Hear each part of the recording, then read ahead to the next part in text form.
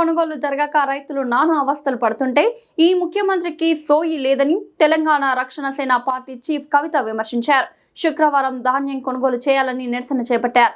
దీంతో పోలీసులు అరెస్ట్ చేసి తీసుకెళ్తుండగా వీడియో విడుదల చేశారు. తక్షణమే కల్లాల్లో ఉన్న వడ్లను అన్ని రకాల పంటలను ప్రభుత్వం కొనుగోలు చేయాలని డిమాండ్ చేశారు. వ్యవసాయ శాఖ మీద రివ్యూ చేయకపోవడం అనే దారుణం.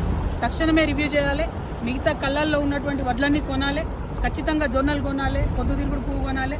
అందరూ రైతులు కూడా ఇబ్బందుల్లో ఉన్నారు. యూరియా దొరకనటువంటి పరిస్థితి ఉన్నది. మరి రైతు ఏడ్చిన రాజ్యం బాగుపడదని అంటారు. ఆ విషయం గమనించాలి. తెలంగాణ రాష్ట్రంలో రైతులు పండించినటువంటి పంటకు తగినటువంటి విలువ లేనటువంటి పరిస్థితి ఉంది.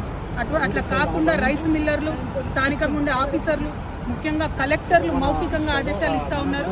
కొన్నటువంటి ప్రతి రైస్ ని కూడా, ప్రతి వరిని కూడా వడ్లను గ్రేడ్ ఏ కాకుండా మరి నాన్ గ్రేడ్ కింద కొంటున్నారు. దానివల్ల రైతులకు అపారమైనటువంటి నష్టం జరుగుతుంది. కాబట్టి అట్లా జరగకుండా మరి నిర్మూలించాలని చెప్పి మేము డిమాండ్ చేస్తున్నాం. జై తెలంగాణ.